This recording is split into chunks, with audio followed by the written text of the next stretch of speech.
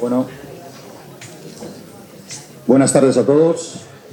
Muchísimas gracias por acercarse a este ilustre colegio de médicos a escuchar una charla que seguro que va a ser muy interesante. El aula de cultura del colegio, como bien sabe, hacemos muchas actividades y con motivo de la Semana Santa queríamos hacer algo también y buscábamos a la persona más idónea y para eso encontramos al doctor forense, el doctor Alfonso Sánchez Hermosilla, murciano, que es una institución en todo lo que se refiere a la investigación de la Sábana Santa y del Sudario de Oviedo. Y viene por una anécdota muy simpática. Él tenía 11 años y en aquella época, como bien saben, muchos de los que están aquí, solo había la 1 y la 2, UHF, que era.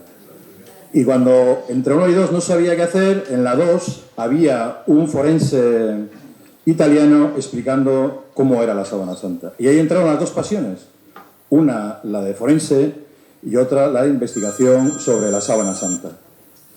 Y creo que él, bueno, aparte de eso, tiene muchas teorías, es una eminencia, tiene un grupo de trabajo muy importante a nivel internacional sobre la Sábana Santa y el Sudario de Oviedo, que nos va a contar. Pero primero, como bien saben, nuestro director del aula de cultura de este colegio es el doctor Riancho y él va a hacer la presentación del doctor Alfonso Sánchez Hermosilla. Bueno, pues nada, muchas gracias, Javier. Muchas gracias a todos ustedes por estar aquí. Es un auténtico placer que se abran las cortinillas y llenar todo el espacio, lo cual significa que, bueno, que un poquito, pues lo que queríamos, que era unificar un poco el mundo de la sanidad y el mundo de la cultura, pues se está consiguiendo. Yo creo que la cultura y la sanidad siempre han ido a la mano y deben continuar. Bueno, el doctor Alfonso Sánchez Hermosilla, nuestro conferenciante de hoy, nos va a hablar de un tema que yo creo que es imperecedero. Nos va a hablar de la Sábana Santa y el sumario de Oviedo, si no me equivoco. Es un tema en el cual hablará seguramente también de Jesús de Nazaret y hablará también del hombre de la sábana, ¿no? Para intentar, si son la misma persona, ese debate que durante tiempo ha estado vivo. Eso voy a dejar que lo decida el público. Yo solamente les voy a contar lo que hemos descubierto y por qué pensamos lo que pensamos, que nos movemos en el ámbito de las hipótesis como es habitual en el ámbito de la medicina y de la ciencia, como no podía ser de otra manera. Así que yo no voy a vender nada, no voy a convencer de nada, simplemente explicarles la línea de razonamiento y las conclusiones de los experimentos, por qué nos han llevado donde nos han llevado. Es un debate eterno. Efectivamente, es imperecedero. Sí. Bueno, el doctor Sánchez Hermosilla, ya lo ha dicho nuestro presidente, es especialista en medicina forense y trabaja en el Instituto de Medicina Legal y Ciencias Forenses de Murcia. Es máster en antropología y genética forense. Es director del equipo de investigación, también lo ha dicho, del Centro Español, que se llama de Sindología. Es así, ¿verdad? De Sindología. Y también colabora con el equipo de Turín, que están metidos en la misma historia. Tiene varios libros también relacionados con este mundo y casi es especialista, me he enterado esta mañana viendo un vídeo de YouTube para saber de qué estaba hablando, en física cuántica. Enteradillo más que especialista. Bueno, sí. Bueno, muchas gracias al doctor Hermosilla por venir desde Murcia, que está allá al lado, pero que se lo agradecemos porque bueno, nos vamos a poner un poco al día de esta cuestión tan interesante. Muchísimas gracias y, por supuesto, muchísimas gracias a ustedes por venir y dejar tantas cosas interesantes y tantas ocupaciones que seguro que tendrán. ¿Se puede bajar la luz sin que se perjudique la grabación? No, vale, pues nada. Lo digo porque lo interesante es eso. Pero bueno, los técnicos son los que tienen la última palabra en este momento. De la síndrome de Turín seguro que ustedes saben mucho, pero del sudario, a pesar de lo cerquita que lo tienen, pues sabrán poco o casi nada. Bueno, no se sientan avergonzados, estamos en España. Si el cainismo no lo descubrimos los españoles, nos debió de faltar poco. Así que, si les sirve de consuelo, los obetenses tampoco saben gran cosa del sudario de Oviedo. Hoy van a aprender ustedes alguna cosilla más o menos interesante. Por supuesto, la primera pregunta que surge es, bueno, ¿y este señor que es forense, de qué nos va a hablar si no hay cadáver? Empezamos mal, da la sensación. Además, el escenario del crimen, han pasado 2000 años, han habido unas cuantas conquistas, unas cuantas guerras, ha pasado de todo, han construido una basílica, la han destruido, la han vuelto a reconstruir. El escenario del crimen también está muy modificado. No hay cadáver, como he dicho antes, así que no es posible hacer una autopsia convencional. Pero sí contamos con lo que en el ámbito de la justicia, del derecho, se denominan pruebas de cargo o pruebas judiciales o pruebas físicas, que en cualquier caso nos llevarían a el magnicidio que ha tenido más trascendencia en la historia de la humanidad. ¿Cuáles son estas pruebas? El sudario de Oviedo, se lo presento por proximidad, y la síndrome de Turín, por supuesto. Les pongo esta foto simplemente como recuerdo histórico. Si alguno de ustedes ha estado recientemente en la catedral, ya no está así el sudario de Oviedo, afortunadamente. Esto que se veía detrás, escondido, como siempre España es diferente, escondido detrás de los oropeles de la Cruz de los Ángeles, era una copia que regalamos nosotros del sudario, no era el original. O sea que hasta hace muy poquitos años lo que se veía no era el sudario, sino una copia. Hoy está de otra forma, está en un ámbito totalmente protegido, con una atmósfera protegida de nitrógeno para que no le ataque ningún tipo de microorganismo, que no se destruya, con una atmósfera controlada, que no se degrade de ninguna manera, y lo que se ve sí es el sudario de Oviedo, o sea que en eso creo que todo el mundo ha ganado. Así que como sí tenemos unas pruebas de convicción con las que trabajar, sí es posible hacer una investigación científica y criminalística sin ningún problema. Además, por otra parte, bueno, los médicos que me estén escuchando no les será totalmente ajeno, pero el público que no sea médico, pues se sorprenderá un poquito de que los forenses hacemos más cosas aparte de autopsia, muchas más cosas. De hecho, lo que menos trabajo nos da es hacer una autopsia a un cadáver. Y investigar con material textil con prendas que han estado implicadas en un delito, en un homicidio, en una violación, es el pan nuestro de cada día. Así que no es en absoluto ajeno, sino que es algo a lo que estamos totalmente acostumbrados. Ya de entrada les comento una de las conclusiones más importantes. Ustedes llegarán a las que lleguen, evidentemente, y luego, si hay tiempo y la organización lo permite, habrá un turno de preguntas y si yo sé la respuesta, estaré encantadísimo de responderles. Pero de momento ya les adelanto que los hallazgos forenses y criminalísticos que hemos encontrado tanto en el sudario de Oviedo como en la síndrome de Turín son absolutamente compatibles. Ya les adelanto que nosotros, como investigadores, estamos convencidos de que contuvieron el cadáver, y insisto en lo de cadáver, no estaba vivo, de la misma persona.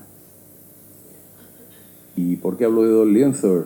Si parece ser que hubo uno solo. Bueno, pues San Juan, que para el que no esté muy leído en los evangelios, era el único evangelista que estuvo al pie de la cruz. Los demás estaban jugando al escondite con los romanos y todas esas cosas tan divertidas. San Juan nos comenta el domingo, después de que ocurriera todo, cuando llegó al sepulcro, que lo que vio fueron los lienzos. Y los es plural, evidentemente hay más de uno, tal vez hubiera más, pero no sabemos si se han conservado o no. Y si están, pues hasta ahora no hemos sido capaces de investigar con ellos. Y además, en el siguiente párrafo, en el capítulo 20, versículos 7 y siguientes, nos da una información relativa de la posición que tenían ambos lienzos, ambos materiales textiles en el sepulcro.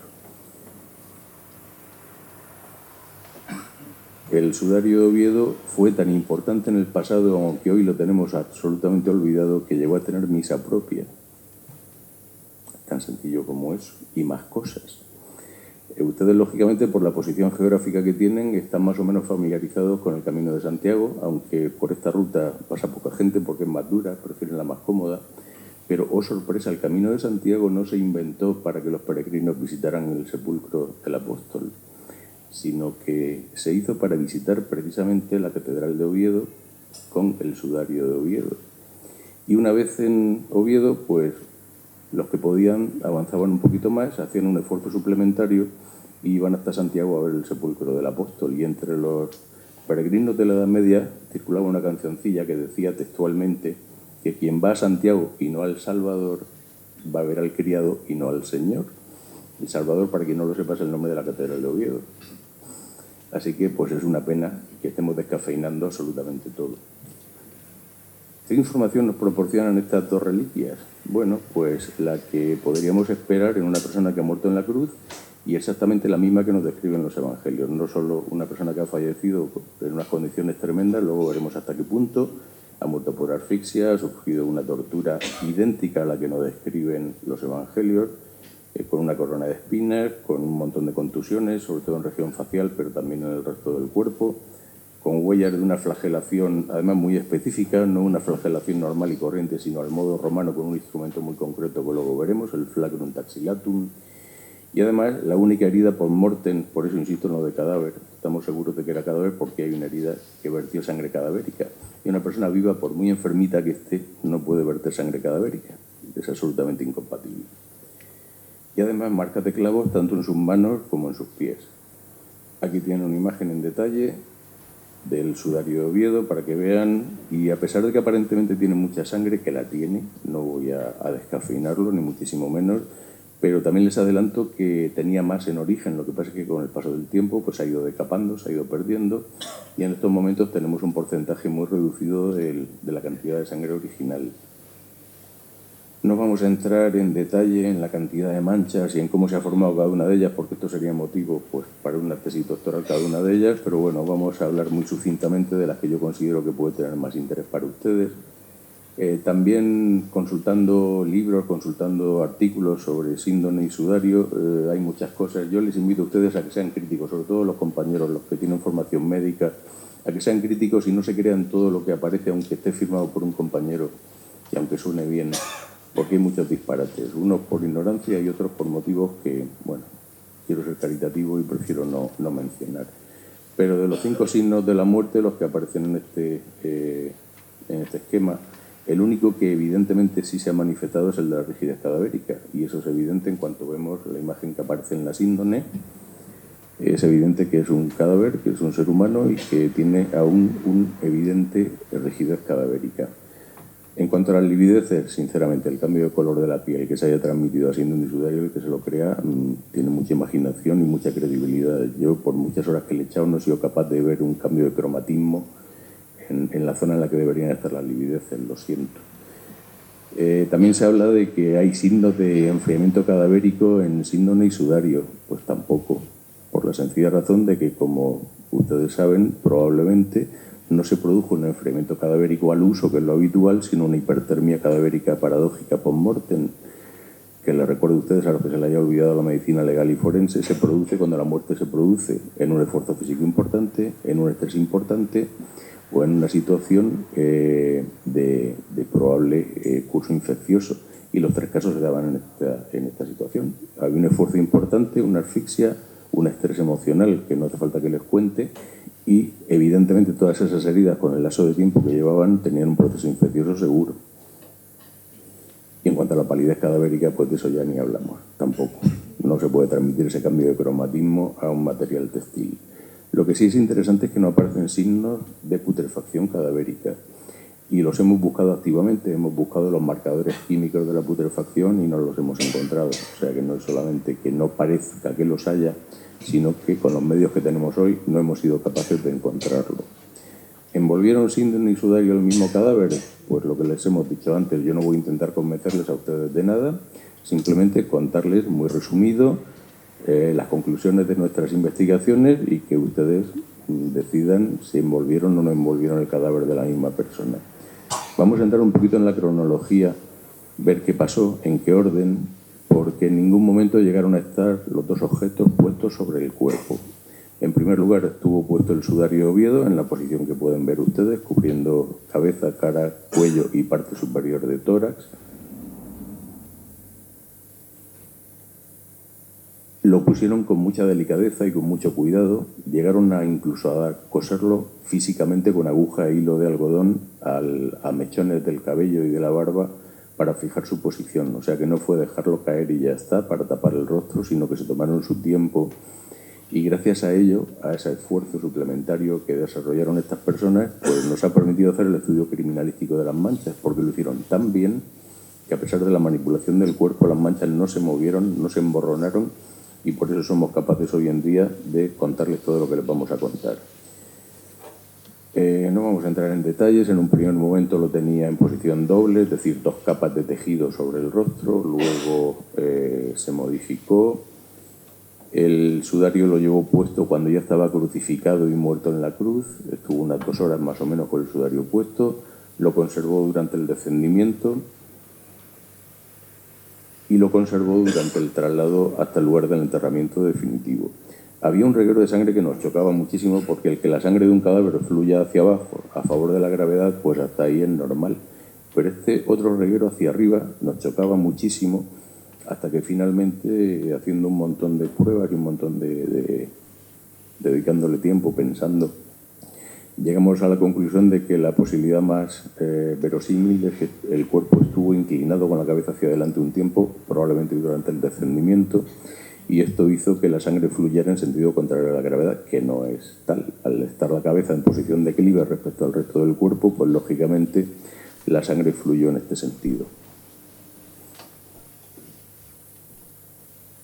Durante todo este proceso de movilización del cuerpo, en el descendimiento y en el traslado, los cadáveres sangran, lo siento. Ya sé que casi todos ustedes piensan que los cadáveres no sangran, pero sí lo hacen, sobre todo cuando tienen heridas y son movilizados. Y aquí hay muchas heridas, solo de flagelación hay 140. Así que se producía una pérdida de sangre importante prácticamente a cada paso que daban las personas que estaban transportando el cuerpo. Esto para un judío es un problema porque ellos incluso hoy consideran, los que son creyentes, que el alma está en la sangre y que si una persona antes de morir pierde toda la sangre o una cantidad considerable de sangre y no se le entierra con esa sangre aunque esté vertida fuera de su cuerpo, ellos creen que no va a poder resucitar nunca. Y claro, eso para una persona creyente y que amaba a esa persona que ha fallecido, pues no era aceptable. Así que entonces y hoy, y un ejemplo está en la película de Mel Gibson, La Pasión, después de la flagelación, cuando le dan a las señoras unos lienzos para que recojan la sangre, pues eso es lo que se hizo en este caso, intentar evitar que se perdiera esta sangre, pero el ponerlo al sudario no fue suficiente, seguía emitiendo sangre por boca y nariz cada vez que daban un paso, y las personas que estaban allí intentaban evitarlo por todos los medios a su alcance, que no eran muchos, lo único que tenían eran sus propias manos. Así que intentaron evitar esa pérdida de sangre usando sus propias manos, taponando fosas nasales, comprimiendo mentón, en fin, haciendo todo lo que les fue posible, cosa que les agradecemos porque hemos podido reconstruir todo eso. Hemos encontrado 3 manos de 3 personas diferentes, con lo cual hubo al menos 3 personas implicadas en todas estas manipulaciones. Y insisto en que para estas personas es más meritorio que para nosotros porque para ellos, igual que para todo el mundo, un cadáver es una cosa pues, que causa cierta repugnancia, aunque sea un ser querido, pero para ellos más. Porque un judío creyente, ortodoxo, que toque un cadáver queda impuro y el equivalente pues es a ser un leproso en la Edad Media. No podía participar en la vida social ni familiar. Tenía que comer aparte, no podía hablar con nadie. O sea que tocar un cadáver era una cosa muy seria para estas personas. Y más si estamos hablando de la persona que estamos hablando, víspera de la Pascua, más importante aún, no podían participar en el rito religioso más importante de todo el año. Así que es muy meritorio lo que hicieron estas personas. Aquí vemos algunas de las posiciones de las manos. En fin, hicieron todo lo que se les ocurrió. Así que el traslado al sepulcro, lo siento por los artistas que lo han representado, hoy voy a tumbarles a ustedes muchos mitos, lo siento, es lo que hay, son las consecuencias de la investigación. El traslado al sepulcro seguro que fue con la cara cubierta, con toda certeza, con el sudario de Oviedo concretamente, por este motivo, para evitar que se perdiera la sangre. Y una vez en el sepulcro le retiraron cuidadosamente el sudario, tan cuidadosamente que algunos de los puntos de los hilos de algodón aún se han conservado y hemos podido investigar con ellos, o sea que se tomaron mucho tiempo a pesar de todo y muchas precauciones. El cadáver fue amortajado de forma definitiva con la síndrome de Turín y el sudario se colocó, tal y como nos cuenta San Juan en su capítulo 20, próximo al sudario, en una posición muy similar a esta que pueden ver ustedes aquí, y de forma esquemática en esta representación del sepulcro. Consecuencias de la interacción síndone y sudario y que el sudario estuviera puesto con anterioridad a la síndone, pues muchísimas y casi todas interesantes. Primera, hay cosas que solo están en el sudario, lógicamente. Todo lo que se transfirió al sudario no puede estar en 2 sitios a la vez, aunque según la mecánica cuántica los electrones sí lo hacen, pero bueno, parece ser que las cosas de más tamaño que un átomo tienen cierto problema para estar en 2 sitios a la vez. En fin. Pero también ha habido detalles interesantes que permiten correlacionar ambos objetos arqueológicos. Uno de ellos es este reguero de sangre en forma de épsilon, que suele llamar mucho la atención de los investigadores y que, si se fijan ustedes en este detalle de la síndone, En esta gotita de aquí, el centro de la gota ha desaparecido. Ha desaparecido por la sencilla razón de que lo tenemos aquí en Oviedo, a 2 pasos de donde están ustedes, precisamente. Otro dato más. Hemos estudiado el polen, como no podía ser de otra manera, y bueno, nosotros hemos ido un paso más adelante de lo que se hizo en los años 70, años 80 del siglo pasado. Nuestra bióloga, Marcia Boy, italiana, magnífica persona y mejor investigadora, hace unos años tenía la hipótesis de que la inmensa mayoría de los pólenes de síndone y sudario se habían identificado de forma errónea y que no eran las plantas que los expertos, todos ellos botánicos de prestigio, habían dicho. Debo decir en favor de estos investigadores que la metodología en aquella época dejaba mucho que desear, pero era la estándar, era la que todo el mundo utilizaba. Era aplicar fixo papel celo a la superficie que querías investigar para recoger el polen, luego ponerlo en un porta, mirar al microscopio y intentar sacar lo que se pudiera. Esto es lo que todo el mundo hacía, pero precisamente, si se fijan ustedes, el polen, la inmensa mayoría de las plantas no son bolitas redondas, más o menos esféricas y ya está, sino que tiene una serie de ornamentos en su superficie, algunos de ellos muy elaborados, y todos estos ornamentos o se deformaban bastante o desaparecían con el método estándar, que era fijarlos en papel celo. Con lo cual había muchísimos errores de interpretación. Y nuestra bióloga, además, pensaba que estas plantas no podían ser las que decían por una sencilla razón. Todas ellas se polinizan por efecto del viento, por efecto anemófilo. Y no había ninguna justificación para que hubiera tal cantidad de polen de plantas que solo el viento las transporte y tampoco insectos. Es que no se nos ocurría de qué manera podía haber tal cantidad de polen muy por encima de lo esperado. Ella consideraba que se habían utilizado otras plantas para amortajar el cadáver y para ello se basaba en textos de la época, en las publicaciones de Dioscórides y de Plinio el Viejo, mencionando precisamente el tipo de perfumes y de ungüentos que se usaban para amortajar los cadáveres de los reyes en Oriente Medio en el siglo I. Y bueno, pues ella estaba buscando estos pólenes en muestras del sudario en la Universidad de Mallorca. Estos son algunos de sus hallazgos. Yo estaba investigando con sangre en la Universidad de Murcia, en la UCAM, y pues como pasa en estas ocasiones, pues a veces el descubrimiento lo hace el mayordomo y no lo hace el señor o la señora. Ella estaba buscando pólenes, yo estaba buscando sangre, pues yo encontré el polen que ella estaba buscando precisamente, el Licrysum, que es esta planta que les presento aquí. Aquí no sé si la conocerán, más al sur la conocemos como siempreviva, es una planta que crece espontáneamente, creo que aquí también, pero que además de tener un interés botánico, tiene todavía hoy un uso en cosmética y en farmacopea. Y para que se hagan una idea, un extracto de esta planta de 10 centímetros cúbicos, 2 cucharaditas soperas, hoy vale alrededor de 5.000 euros.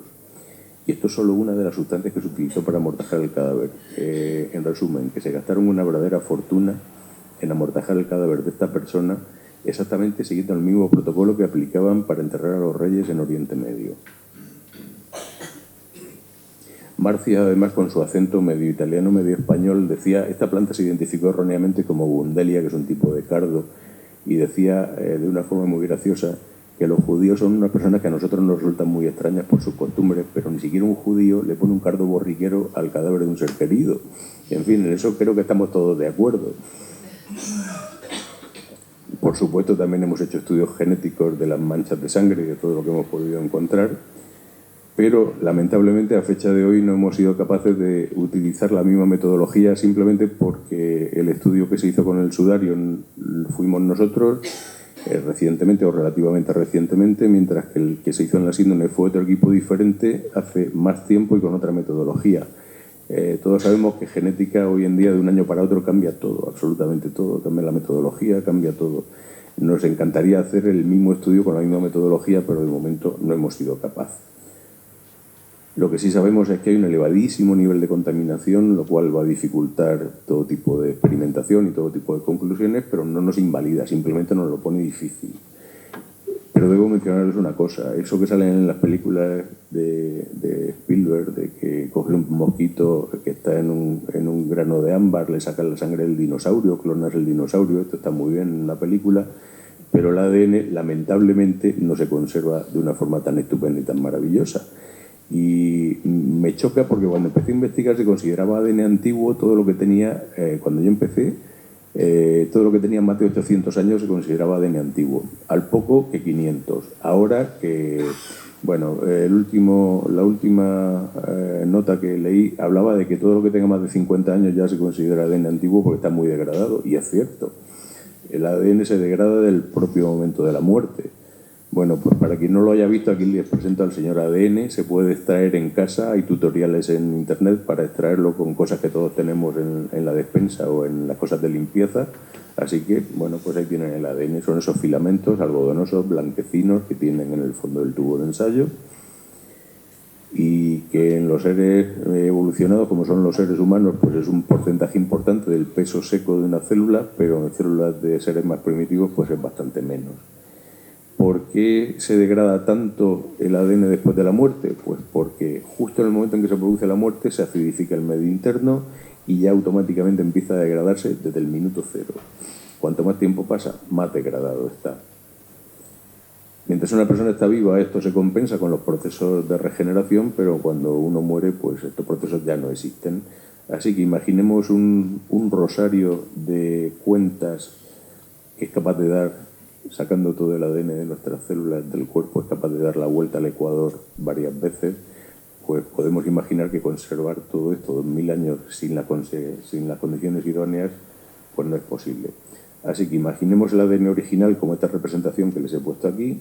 Con el paso del tiempo se va fragmentando en trocitos cada vez más cortos y, lo que es peor, se pierden segmentos importantes, con lo cual al final pues tenemos la situación que tenemos ahora. Se conserva entre un 1 y un 5% del ADN original.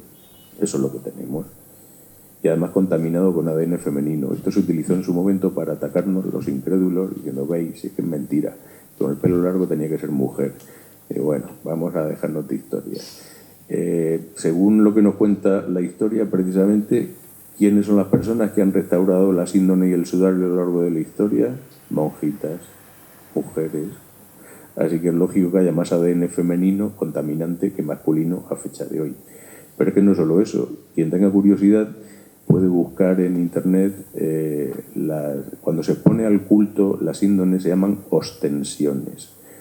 Pues si escribes en Google ostensión o ostensiones, verás un montón de fotos. Los que ya peinamos canas, o algunos ni eso, porque no tenemos ni canas, nos acordamos de que antes los obispos llevaban guantes hasta para comer, ¿verdad? Hoy pues han cambiado un poquito las cosas, pero hasta no hace mucho los obispos llevaban guantes siempre. Yo les invito a ustedes a que vean esas imágenes, algunas representaciones del siglo XVII, del siglo XV. Los obispos están sin guantes porque querían tocar esa reliquia y contaminarla de paso, que ellos no lo sabían, evidentemente, pero eso ha tenido una serie de consecuencias. Bueno, pues la situación actual es que de todo ese ADN, el trocito más grande que han encontrado el equipo italiano que investigó tenía 323 pares de bases, es decir, mucho más pequeño que el gen más pequeño de nuestro cuerpo. Eso es lo que tenemos. Nosotros fuimos un poco más allá, teníamos mejor tecnología, había pasado el tiempo y pudimos investigar ADN mitocondrial. Ellos no tenían la tecnología en ese momento, así que hemos tipado el ADN mitocondrial y hemos encontrado casi todo el ADN mitocondrial. Ahí está, para cotejarlo en su momento con lo que sea necesario. Ahí están los resultados.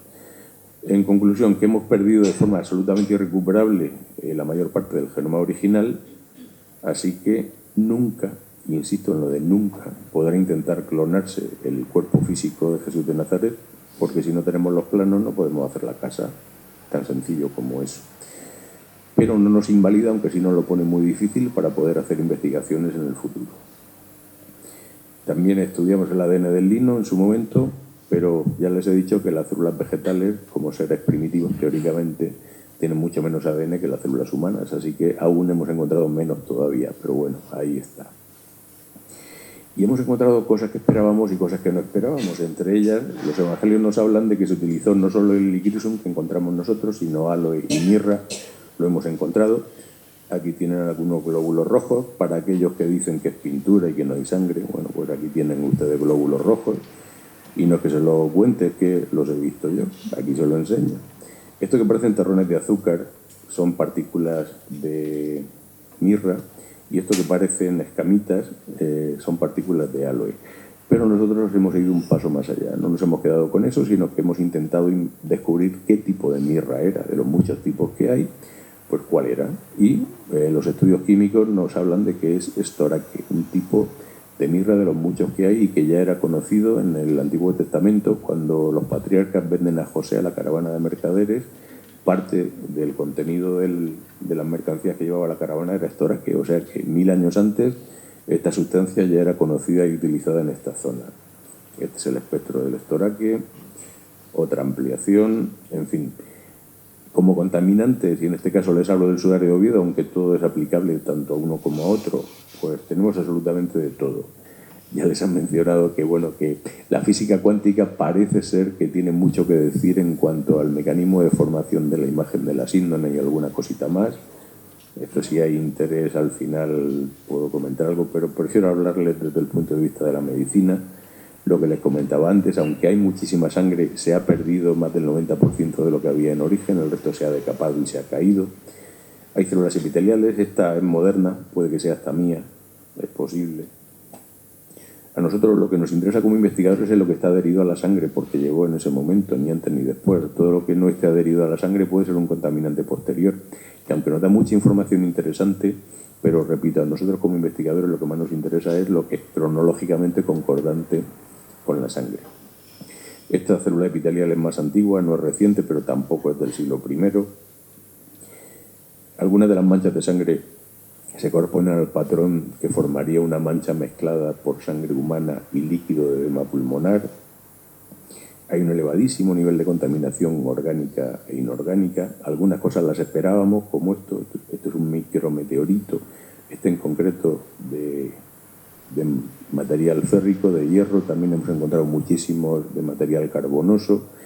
Esto no es sorprendente, nos está lloviendo continuamente este tipo de material desde la estratosfera y está cayendo sobre nosotros. El polvo de nuestras casas no solo son nuestras células epiteliales y los ácaros que se lo comen, sino también este tipo de partículas. O sea que esto lo esperábamos, no ha sido una sorpresa.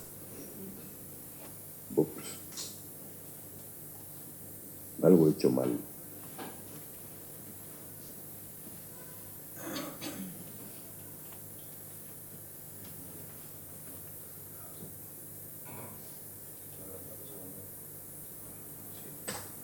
Bien, perfecto. Hemos encontrado cristales de cloruro sódico, no es ninguna sorpresa. El sudor, al fin y al cabo, no deja de ser agua y cloruro sódico y alguna cosilla más. Pero hemos encontrado cosas que nos han sorprendido. Esto en concreto es cloruro magnésico y no estamos seguros, pero pudiera ser que también se utilizara para amortajar el cadáver sales del mar muerto. Es un origen probable por proximidad y por composición química. Es una hipótesis, no es una de las cosas que más nos preocupan, o sea que está ahí un poquito apartado porque no tenemos tiempo ni disponibilidad para estudiar y tenemos otras cosas, otras prioridades. Hemos encontrado de todo.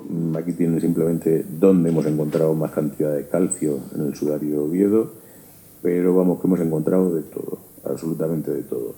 Fibras textiles, esta es moderna, es material sintético, esta de color azul que les enseño. También hay algodón, hay terciopelo, hay lana, hay de todo. Sales de plata en grandes cantidades, como podemos ver aquí. Esto ya me duele un poquito más. Esto es carmín de labios y para las señoras, además con efecto glossing, quiere decir que es un carmín moderno. No es de hace 100 años ni nada parecido. Es decir, por favor, ustedes que viven cerca, si alguno tiene la posibilidad de ir a Oviedo y le permiten darle un beso, yo no les puedo decir que no lo hagan, solo les pido que se quiten el carmín de labios antes. Eso es un favor personal que les pido. Hay contaminación por óxido de hierro, todo tipo de material orgánico e inorgánico, estructuras cristalinas. Este en concreto es carbonato cálcico procedente de la propia roca caliza con la que se construyó la catedral. Les recuerdo que en la Revolución de Asturias, a principios del siglo I, alguien voló la Cámara Santa con su contenido. Milagrosamente se salvó el sudario, en fin. Pero lógicamente ha habido transferencia de material, ha habido consecuencias. Contaminantes biológicos como este grano de una espora de un hongo, más células epiteliales modernas, seguramente alguna es mía, los cabellos no son míos con toda certeza, no sé de quién serán, pero míos no. Hemos encontrado pelo de gato, hemos encontrado casi todo lo que se pueden ustedes imaginar. Algunas manchas nos han dado relativas sorpresas. Estas en concreto tenían un patrón totalmente diferente en cuanto a su cromatismo y a su morfología con todas las demás, hasta que en cuanto las miramos con microscopía, pues vimos que había sangre, había células epiteliales, había moco procedente de vías respiratorias, había saliva, perfectamente compatible con una persona que está muriendo de asfixia, que lo han torturado y que tose y expectora. Y bueno, pues todo acaba pues en la zona de la barba, del pecho, en fin. Esas que les estoy mostrando ahí. También hay huellas de flagelación en el sudario de Oviedo, a pesar de que solo cubrió cabeza, cuello y hombros. Esa que les muestro ahí tiene el mismo patrón exactamente que las marcas que aparecen en la síndrome atribuibles a la flagelación. Hay marcas de dedos de haber remetido el sudario debajo entre el mentón y las clavículas. Son esas que les muestro ahí. Ya les he dicho que hemos encontrado la huella de 3 manos diferentes. Y bueno, esta foto se la pongo un poquito para contar un chiste. Demasiada ciencia, vamos a suavizar un poquito. Como pueden ver ustedes, esta fotografía demuestra de forma fehaciente que hay al menos 3 hombres en el planeta Tierra que saben coser. Cosa sorprendente, pero bueno, ahí está. Así es como se conservaba antes el sudario de Oviedo, cosido a otro soporte textil en un relicario de plata, y así es como estaba. A nosotros no nos gustaba, pero cada vez que investigábamos con él, pues los canónigos de la catedral decían que se restituyera a su posición original, y es lo que hacíamos. Sí que debo decirles que las pasadas iban exactamente por los agujeros que ya había, o sea que no hemos hecho más agujeros de los que ya había. Pero bueno, el ponérselo simplemente es como anécdota. Este es uno de nuestros investigadores, se llama Jesús García Iglesias, es catedrático de Minas en la Universidad de Oviedo, y justo en ese momento el deán de la catedral, intentando suavizar un poco, porque estábamos absolutamente estresados por la responsabilidad de coser este objeto y de dañarlo, porque por mucho cuidado que tuviéramos lo estábamos dañando, pues el deán se le acercó y le dijo: Jesús, por favor, no te pinches y no añadas sangre de otro Jesús al sudario. En fin.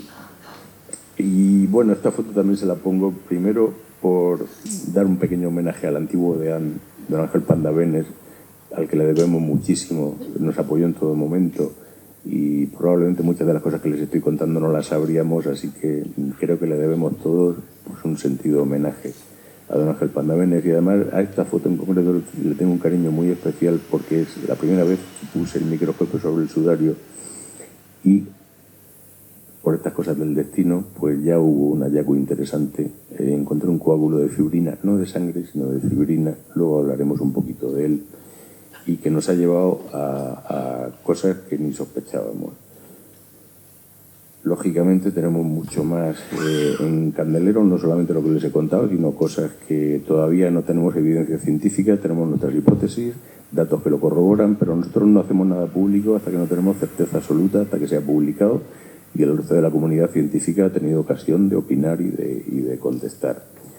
En cuanto a la imagen de la síndrome, y de eso ha habido experiencias recientes, creo que ABC esta semana ya ha publicado, lo siento, la chorrada de todos los años por Cuaresma, que además es una chorrada antigua que se publicó el año pasado en julio, y que ya es antigua porque la publicación original fue hace 5 años. Pero bueno, ya sabemos que en Cuaresma hay todo tipo de noticias a favor y en contra, pues este año tocaba esto. Que es pintura, que estamos equivocados, que más vale que ustedes no me paguen el sueldo porque como forense debo ser un desastre, que no debo saber reconocer la sangre humana y que la confundo con pintura, en fin, todas estas cosas.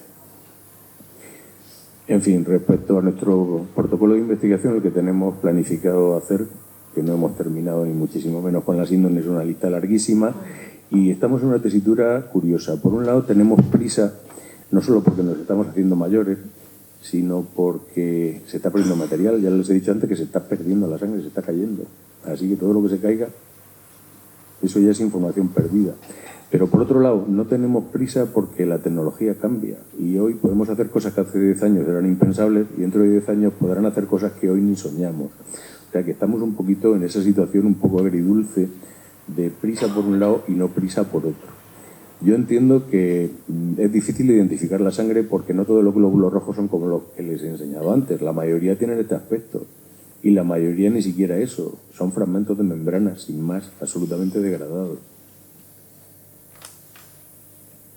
En fin, vamos a ir acelerando. El derrame pleuropericárdico.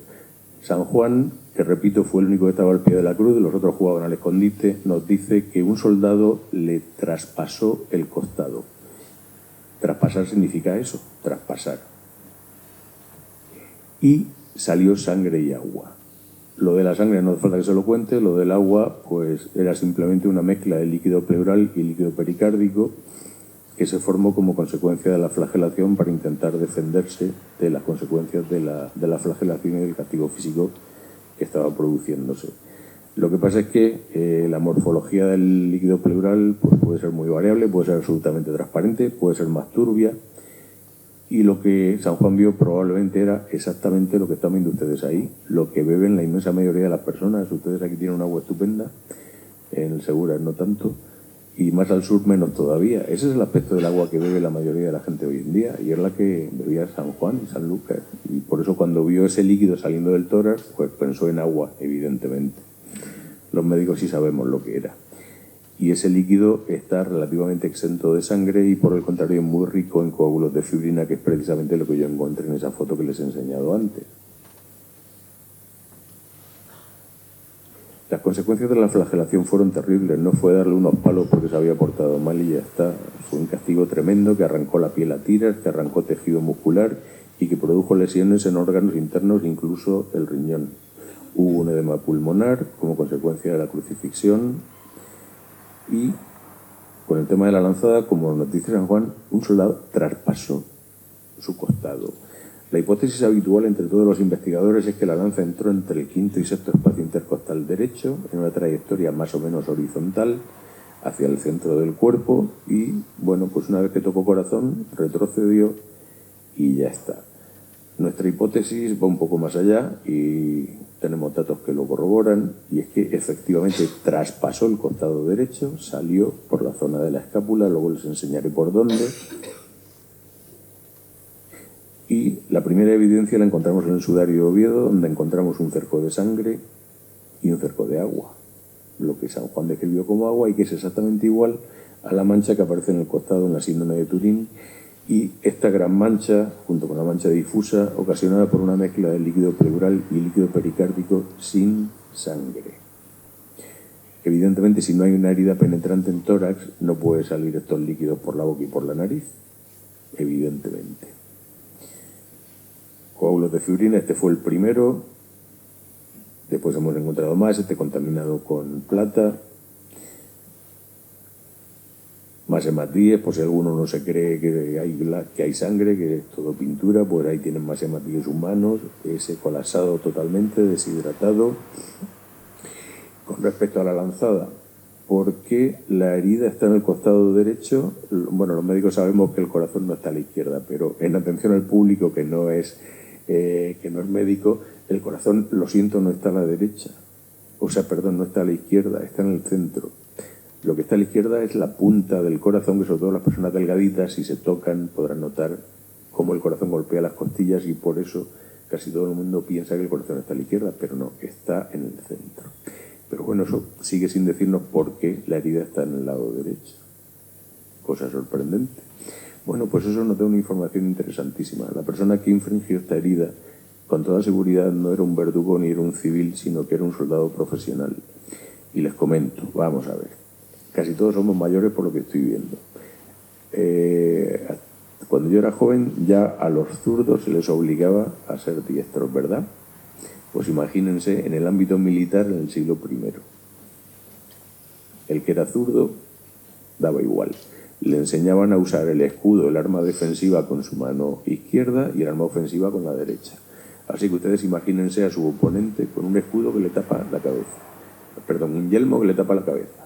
Un escudo que le tapa las partes vulnerables del cuerpo.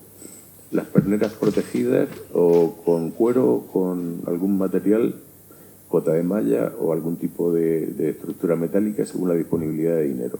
La única posibilidad que tenías de salir vivo en combate era cuando tu oponente te atacaba, intentar meter tu arma una fracción de segundo antes en el único espacio libre que quedaba. No había más. Y de hecho todas las representaciones antiguas muestran esto. Esta escultura El galo moribundo, que se puede encontrar en Notre Dame de París, muestra exactamente en el mismo sitio la herida. Esta más antigua, griega, con 1000 años más de antigüedad, aparece el enfrentamiento entre Aquiles y Héctor. Nuevamente la herida en el lado derecho, otra representación. O sea que este era el sitio en el que los soldados antiguamente procuraban atacar a su oponente. Esta es la herida en la síndone, el orificio de entrada. Vamos a ir rapidito, que me estoy extendiendo mucho. Ahí tienen la salida, concretamente, entre la escápula, la columna vertebral, la cuarta y la quinta costillas. Y además no llega a tocar ningún hueso por la sencilla razón de que al tener los brazos en alto en la cruz, la escápula bascula y deja justo el espacio necesario para que pasara la punta de la lanza o espada o lo que fuera sin ocasionar ningún daño en las estructuras óseas. Había muchas manchas que podían ser las responsables de haber sido producidas por el orificio de salida. Estuvimos buscando una por una hasta que encontramos la única en la síndone, que tiene el doble reguero, esa que les muestro ahí, su mancha de sangre en esta zona y el resto, líquido pleural y líquido pericárdico, cayendo hacia abajo como era de esperar por efecto de la gravedad. Así que aquí tienen ustedes la trayectoria con los ángulos de entrada y salida, detalles de la mancha y el aspecto que pudo tener. Estamos hablando de que salió solo la punta, no fue la totalidad del arma ni muchísimo menos. Con los datos que hemos obtenido en toda esta investigación se ha podido hacer una reconstrucción anatómica y antropológica. Todas las imágenes escultóricas que les he mostrado y les voy a mostrar las ha hecho el profesor Miñarro, colaborador nuestro, miembro de nuestro equipo, y no solo es probablemente el mejor imaginario que ha habido en la historia, sino que además es catedrático de escultura en la Universidad de Sevilla y una gran persona donde las haya. Imagino que casi todos ustedes conocen el Cristo Sindónico de la Universidad de Córdoba, que es este que les muestro aquí, y que probablemente es el que mejor representa todas las heridas que hemos sido capaces de descubrir en síndone y sudario. Como decía, nos ha permitido hacer una reconstrucción no solo antropológica, sino patológica de las lesiones sufridas y del aspecto que pudo tener antes de sufrir toda esta tortura, antes y después. Hay muchísima más información, no solamente lo que les he contado, podríamos estar hablando, bueno, horas y horas. Para que se hagan una idea, solamente heridas atribuidas a la corona de espinas hay unas 50, y además es chocante porque no solo se parecen las manchas, como pueden ver ustedes, lo que tienen a su izquierda es la síndrome de Turín, en la zona de la nuca, lo que tienen a su derecha es el sudario de Oviedo. Bueno, pues las heridas, las manchas se parecen muchísimo, pero lo más importante no es que se parezcan o no, porque todos hemos tenido heridas, nos ponemos un Kleenex, se llena, lo tiramos, nos ponemos otro, y si comparamos los Kleenex, las manchas no tienen por qué parecerse. Pero cuando hay varias, lo que sí es importante es que la distancia entre ellas es la misma. Cuando es la misma distancia entre 50 manchas, la probabilidad de que sea por azar es un poco remota. Para que se hagan una idea, en el ámbito de la criminalística, cuando se encuentra una huella dactilar, lo que buscan los investigadores son lo que se llaman los puntos de coincidencia, los puntos de validez.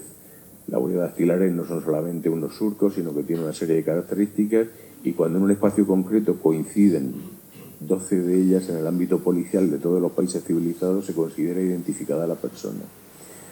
Pero en el ámbito judicial basta con 9. Bueno, pues nosotros hemos encontrado 50, solo en la zona de la cabeza. Yo creo que esto tiene algún valor. En cuanto al sudor de sangre, bueno, algunos investigadores dicen que toda la sangre que aparece, sobre todo en sudario Oviedo, se debió a este sudor de sangre. Nosotros no dudamos que se produjera, pero no lo hemos encontrado por una sencilla razón. Estas heridas sangraron tantísimo que cualquier cosa que hubiera previamente la emborronaron. Con respecto a la corona de espinas, bueno, pues estuvimos investigando, incluso llegamos a recoger material en la zona de origen. Esta es una de las plantas atribuidas, el famoso cardo borriquero del que hablaba Marcia Boy, pero detrás tienen otra más interesante, el Sisyphus, emparentado con nuestro ginjolero. Creo que por aquí no crecen, pero por lo menos les sonará el nombre, y que su nombre botánico es Azophaephos. Bueno, botánico semicoloquial, su nombre es Sisyphus.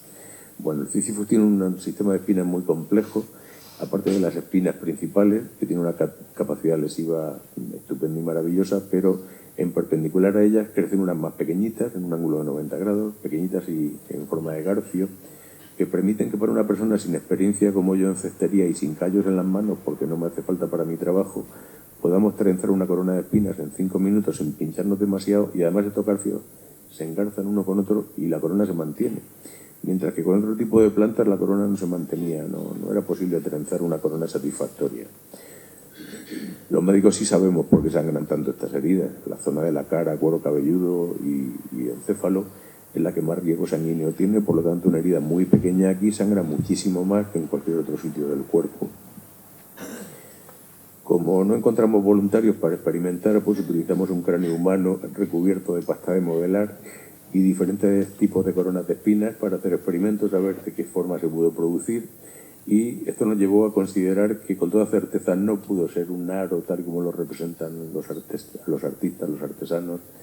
Tuvo que ser más o menos un casco, pero con un aro alrededor y además ese aro asegurado con una cuerda alrededor de la cabeza.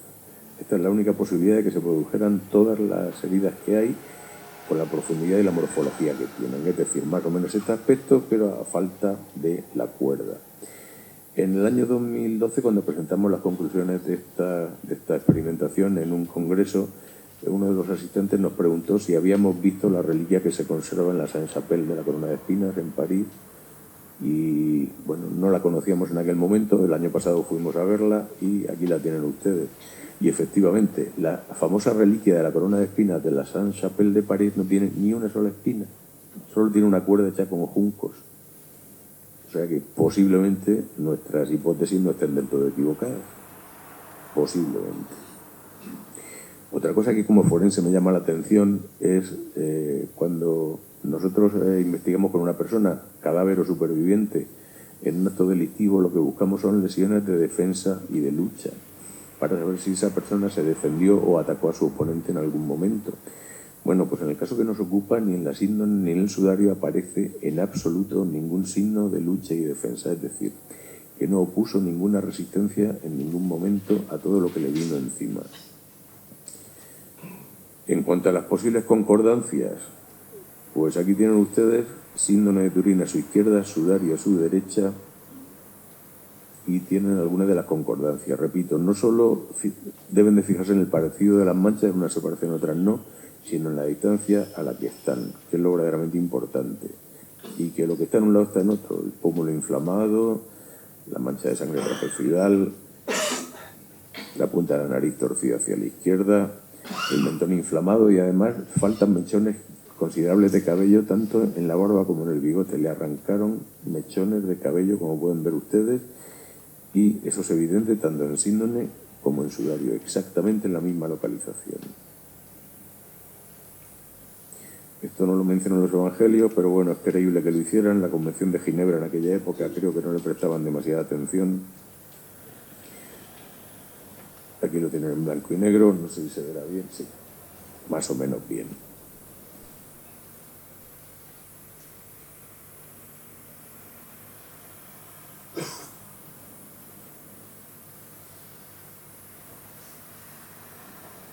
La zona de la nuca, para que vean ustedes, nuevamente síndrome a la izquierda, sudario a la derecha, y insisto en lo de las manchas, que además se parecen, cosa que no deja de sorprendernos porque no tendrían por qué. Pero verdaderamente lo importante es la distancia entre las manchas.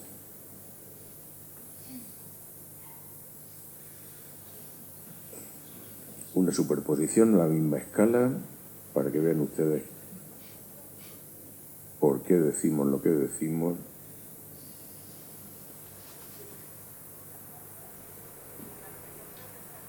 En fin, y hay muchísimo más, no solo lo que no les puedo contar porque todavía no lo hemos contrastado con otros científicos, sino cosas que todavía ni soñamos probablemente. Yo voy a aprovechar, como hago siempre, estoy viendo personas jóvenes, nos estamos haciendo mayores, yo soy de los más jóvenes del equipo y necesitamos relevo generacional. Así que si alguien está dispuesto a perder su dinero porque aquí no hay sponsor ni financiación, yo pago la investigación con mi sueldo y los pensionistas del equipo con su pensión. Así que no hay dinero, no hay prestigio, porque los que nos dedicamos a cosas de curas, pues, en fin, ¿qué les voy a contar a ustedes que no sepan? Perdemos nuestro tiempo, perdemos nuestra familia. Yo no sé mi esposa cómo me aguanta, pobrecita. Así que repito, si alguien está dispuesto a perder su dinero, su tiempo, su familia y su prestigio profesional, por favor, necesitamos relevo generacional. Nosotros le recibimos con los brazos abiertos, con muchísimo gusto. Y por mi parte, pues no tengo nada más que decirle.